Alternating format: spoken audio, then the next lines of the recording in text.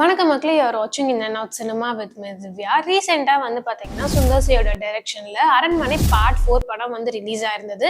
இந்த படம் வந்து ஒரு மாதிரி மிக்ஸ்டான ரிவ்யூஸ் தான் வாங்கிட்டு இருக்கு அப்படின்னு சொல்லலாம். நிறைய பேர் வந்து பார்த்தீங்கன்னா அரண்மனை பார்ட் 1 தான்ப்பா ஆல்வேஸ் பெஸ்ட், அதுக்கப்புறம் எடுத்த பார்ட்லாம் அந்த அளவுக்கு இல்லை, இந்த அரண்மனை பார்ட் 4 கூட வந்து ஒரு தடவை பார்க்கலாம் அப்படின்ற மாதிரி தான் வந்து ரிவ்யூஸ்லாம் சொல்லிட்டு இருக்காங்க. இதுக்கு நடுவில் வந்து சுந்தர்சியோட அடுத்த படம் என்னவா இருக்கும் அப்படின்ற கேள்வியும் வந்து எழுந்திருந்தது. இந்த அரண்மனை பார்ட் 4 முடிவுலே வந்து பாத்தீங்கன்னா பார்ட் 5க்கான லீடியுமே வந்து வச்சிருந்தாங்க.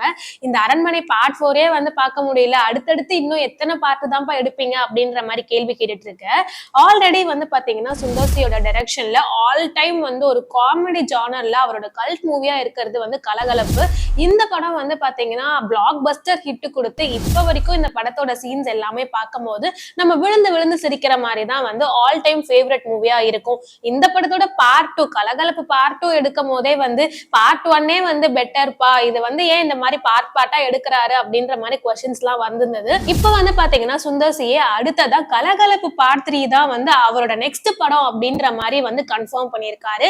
ஆல்ரெடி வந்து பாத்தீங்கன்னா விமல் அண்ட் மிர்ச்சி சிவா இவங்களோட காம்போல வந்து கலகலப்பு படம் இருந்தது. இந்த படத்துலயும் அவங்க தான் இருக்க போறாங்க. ஆனா ஹீரோயின்ஸ் யார் யாரு அப்படின்றத பத்தி எல்லாம் அவர் எதுவும் வந்து பாத்தீங்கன்னா இப்போதைக்கு டீட்டெயிலா சொல்லல.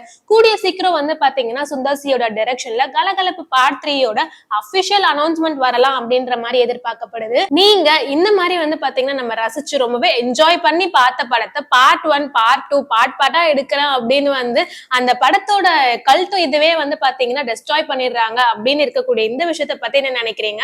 கலகலப்பு பார்ட் 3 வந்து எடுக்கலாமா வேண்டாமா அப்படின்னு உங்களோட தாட்ஸ் என்ன அப்படின்றதெல்லாம் வந்து கமெண்ட் பாக்ஸ்ல ஷேர் பண்ணுங்க.